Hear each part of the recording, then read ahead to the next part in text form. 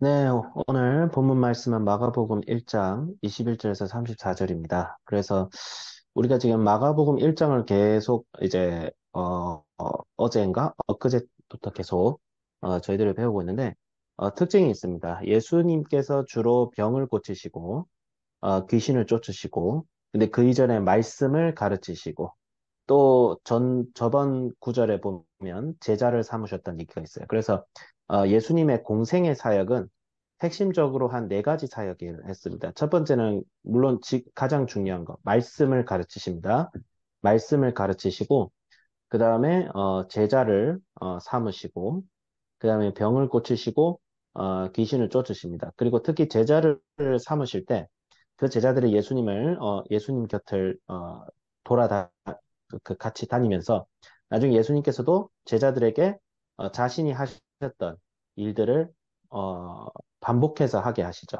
말씀을 가르치고 귀신을 쫓아내고 병을 고치시고 그거를 이제 제자들도 하게 하는데 중요한 게 있습니다. 이게 병을 고치고 귀신을 쫓아낼 때 예수님께서는 이제 자신의 이름을 권세로 이제 귀신을 쫓아냅니다. 그래서 귀신들이 예수님을 볼 때에 예수님이 하늘의 그 권세 있는 자, 거룩한 자라는 것을 이미 알고 있었어요. 그래서 예수님께서 꾸짖으시니 귀신들이 나갔다라는 언급이 많이 나오는데 이것을 볼 때 예수님의 권세는 귀신을 쫓아내고 병을 고치게 할 수 있는 능력과 권세가 있으시다는 거죠. 그래서 나중에 열두 사도들도 그렇고 예수님을 따랐던 이 제자들도 나중에 예수님이 승천하신 다음에 귀신을 쫓아낼 때 예수 그리스도의 이름으로 귀신을 쫓아내고 병을 고치는 일들을 행하죠.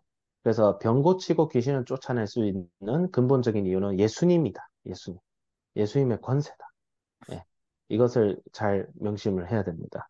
근데 이제, 어, 이 말씀 구조를 보면 21절, 28절은 가버나움 회당에서 말씀을 가르치시고 귀신을 쫓아내셨다. 그래서 권세 있는 예수님의 가르침은 서기관과 달랐고 더러운 귀신을 쫓아내고 29절에서 31절은 베드로의 장모의 병을 고치시죠. 그래서 베드로의 장모가 예수님을 따르게 되었고 32절에서 34절에는 뭐 이제 많은 병든 자와 귀신을 쫓아내셨어요. 안식일에. 이게 포인트가 한 가지가 있습니다. 첫 번째는 안식이 무엇이냐? 안식은 바로 예수님의 이 본문 말씀에 따르면 말씀 병든 자 병이 고쳐지고 귀신이 쫓겨나는 것을 안식이라고 하죠. 그래서 안식은 상당 부분 우리의 신앙의 해방과 굉장히 관련이 있어요. 무엇으로부터 해방? 이제 죄로부터 해방. 그 죄가 우리에게 미치는 악한 모든 영향으로부터의 해방을 안식이라고 하죠. 그래서 안식은 굉장히 포괄적인 의미인데 우리가 이제 고된 노동을 하다가 쉼을 얻는 것도 안식이라고 할 수 있고 작게는 그렇죠. 또 주일에 이제 주일 성수하는 것도 이런 안식일의 정신의 일종이라도 할 수 있죠. 일종이라고 할 수 있죠. 노동을 하지 않고. 하지만 성경은 본질적으로 안식은 바로 예수 그리스도를 중생함으로 우리가 얻어지는 또 우리가 죄와 악으로부터 해방되어지고 궁극적으로는 하나님 나라에 들어가는 이것을 안식이라고 합니다. 하나님 나라를 누리는 것.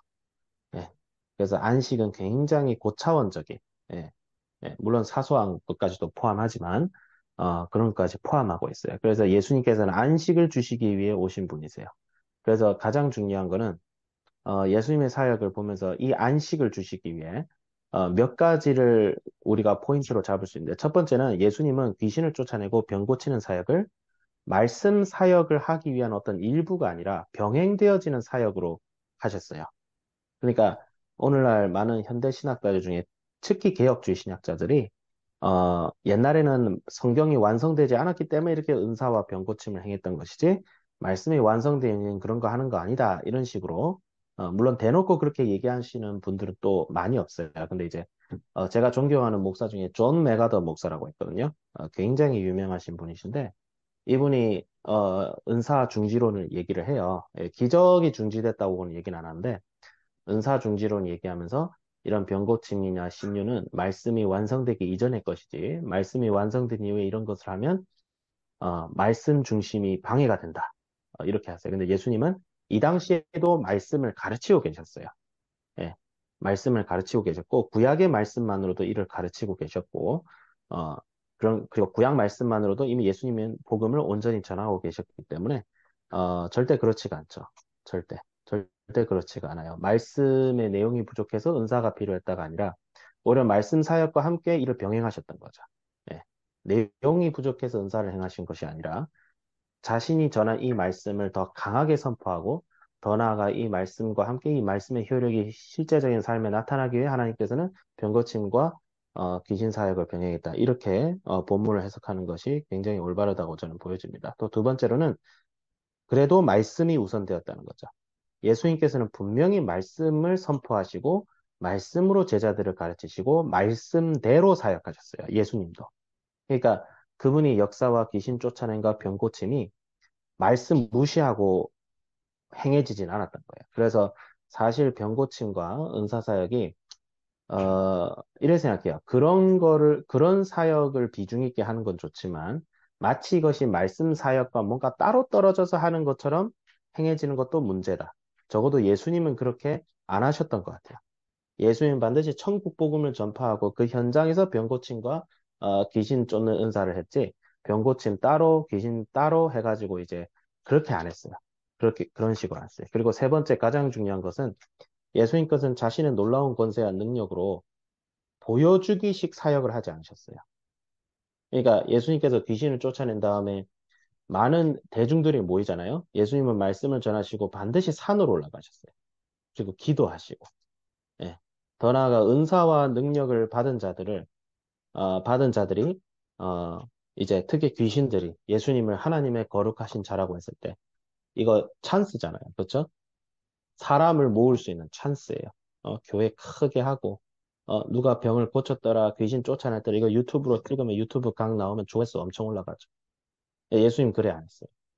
예수님은 대중들의, 사람의 인지도에 따라 행하신 분이 아니시라 하나님의 뜻에 따라 행하신 분인데, 오늘날 은사와 이제 치유은사를 하시는 분들이 하나님의 뜻에 따라 행하고 있는지 아니면 사람의 인지도를 받기 위해 행하고 있는지를 조금 살펴봐야 돼요. 그래서 예수님은 절대 그렇게 하지 않으셨던 것을 우리가 본문 말씀을 통해서 캐치를 할 수 있는데, 그래서 저는 이 말씀을 보면서 첫 번째로는 예수님의 이름으로 우리가 구원을 받은 자로서 우리는 이 땅에서의 삶에서도 안식이 있어야 된다.